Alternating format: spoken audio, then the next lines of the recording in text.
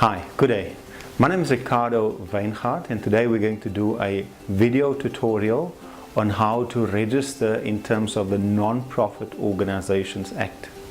But we're going to look at how to register online. Since 2013, the NPO Directorate has introduced an online registration facility. The process is fairly easy and the processing time is much quicker than submitting the application via the postal service. Now, the reason why I'm doing this tutorial is because in the 2013 report of the NPO Directorate, they said that over 5,400 applicants that wanted to register in terms of the Non-Profit Organizations Act did not qualify for registration. That is about 24% of the total number of applicants for that particular year, and that's quite a lot. So hopefully this tutorial will help those organizations when they do submit their application.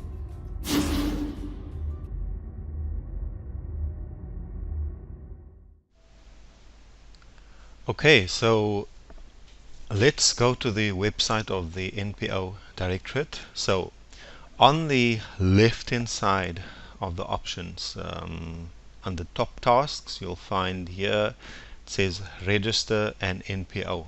So that's where we're going.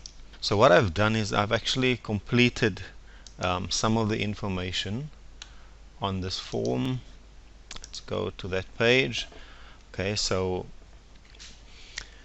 name of the organization, in this case it's the South African NPO Forum. Just increase it a bit. It is a voluntary association. That's one of the three options. So this one is a voluntary association. The financial period, that's the financial year end. So I've selected end of February. This must be consistent with the financial year end as listed in the constitution of the organization. And then further down, the details of the contact person. So the name, full name's required, insert the name, the telephone number that's required, cell phone number, and fax number. If you don't have a fax number, you can just leave it open. The email address for the contact person, and also the physical address. So I've inserted a physical address. The postal code for the address is normally pre-populated. So to give an example, if you type in the postal code, there will be a list of options, and then you select the appropriate one. So that is 7550 Durbanville. And then also the postal address, the same. You type in the postal address and also the postal code. And then once you've done all of that, you click next. Just to mention that the organization name must also be exactly the same as how it's in the constitution. The next page, you'll be asked to name the office bearers and to provide their details. Now I have already completed this form, so I've got 3 names listed, but to give you an indication as to how to do it, you click on first how many office bearers there are. Now I've typed in 3 office bearers, but again that number must be consistent with the number that is in the constitution. In this example, the minimum requirement for the office bearers in the constitution is 3. So I type in 3, and if I type in 3 office bearers, the number of office bearers, the details must be either 3 or more than 3. Okay, because 3 is the minimum number of office bearers. So let's say you add an office bearer, you type in the ID number, the person's name as it is on the identity document, the surname, the telephone number, the email address, and the capacity. So if it's a board member, you can say board member. If the person is the chairperson, you can say the chairperson. Now again, capacity must be consistent with what's in the Constitution. So if the Constitution says that there will be at least 5 board members, you must insert the names of 5 board members. If it says there will be a chairperson, a treasurer, and a secretary, then you must identify who the chairperson, secretary, and treasurer are. So, and then the details at the end. Once you've added all the details of the board member, you click add. So I don't have to click add at this moment. Those details have been inserted, and I click next. Okay, so there's an option to upload 2 documents. The one is the founding document, and then the second option is for additional documents. Normally with a voluntary association we only have the founding document, which is the Constitution. Additional documents are usually required for if it's a non-profit trust or a non-profit company. So for a non-profit trust you will upload the letters of authority, and for a non-profit company it will be the certificate of incorporation. So what we'll do, we'll just upload the founding document for this organization. That's the Constitution. So I upload the Constitution. What I normally do is also to upload this document. Now this is page 2 of the NPO application that requires certain clauses to be in the Constitution. So for example, it must state the organization's name. So I've included clause number 1, and as it is in the Constitution, the organization's main and auxiliary objectives, that's clause number 2, and state the organization's income and property are not distributable to its members or office bearers except as reasonable compensation for services rendered. That's clause number 4.2. So you don't have to do this, but I normally do that to assist the assessors at the NPO Directorate, and also to just confirm for myself that all the clauses are indeed in the Constitution. Now I just want to show you or point out just 3 particular issues with it. Under G, it says that the Constitution must specify the powers of the organization. Now it says the powers of the organization, not the powers of the committee or the governing board. So it's very important that you do specify the powers of the organization. And if we look at this sample Constitution, we actually have a clause on page number 3. This is page number 3, and there is the powers of the organization. This is now the powers as a whole of the organization. Then another clause that should be in the Constitution relates to the convening and conducting of meetings. Now that is here under I. I'll just highlight that.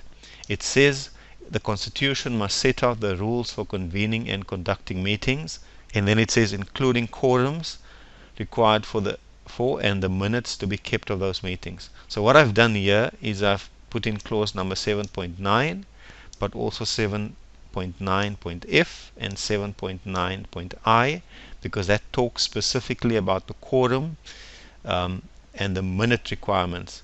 So if we look at this at the sample Constitution, it's on page number 5. We scroll down to page number 4 first, and you see that at the bottom of the page it refers to the quorum for the meeting of the governing board shall be 2/3 of the serving governing board members. So that's the one aspect, and the other one is the proper minutes and attendance records must be kept of all meetings, and that falls under the paragraph dealing with the procedure at meetings. So although this requirement refers to one clause, it must refer to the quorum requirements and the meeting, also rules for convening and conducting meetings. Financial year end, it says determine a date for the organization's financial year end.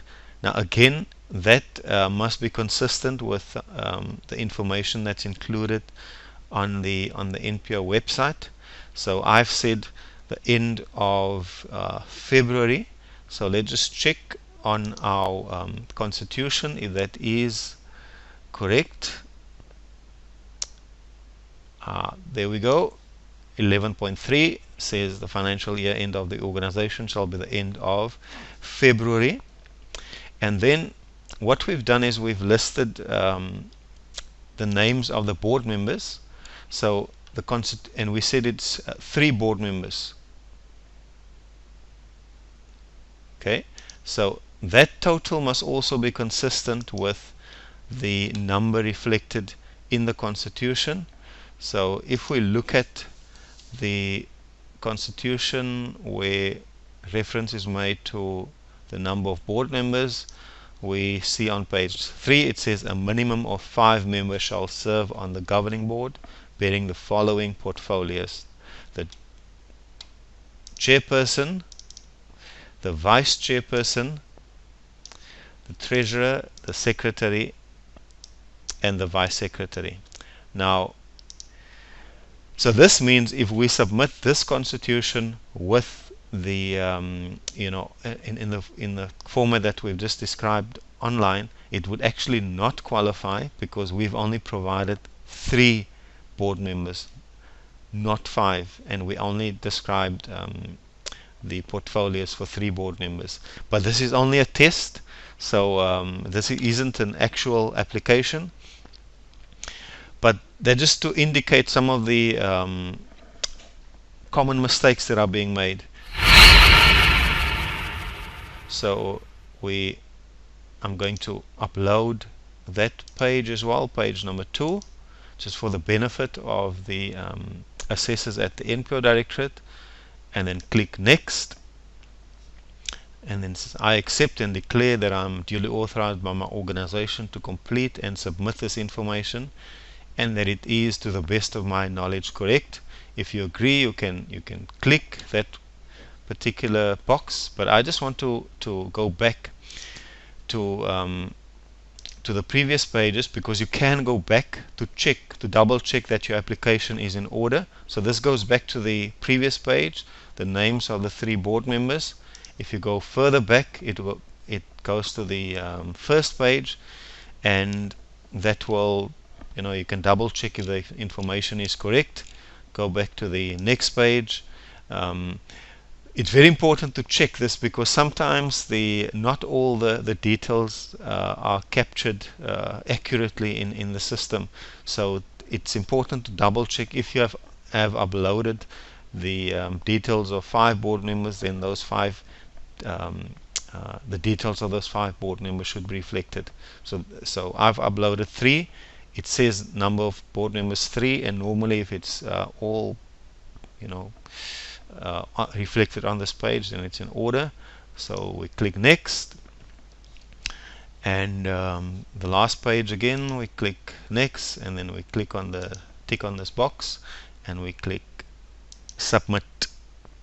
Okay, so now it may take a bit of time for the application to be uploaded. If there's any a mistake with the application, it will point that out. For example, if the email address is not correct. So this is the last page.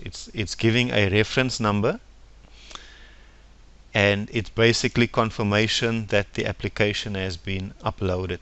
So at this point, again, you can check that the names of all the office bearers are listed. So we've pointed, or we've inserted 3, and there's the name of the 3 office bearers. That's the address of the organization.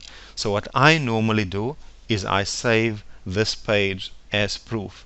The NPO Directorate will also send an email of confirmation to the organization, and that's to that particular address. So that's it. I hope the video has been helpful. If it has been, please click the button below to show that you like it. Thank you very much.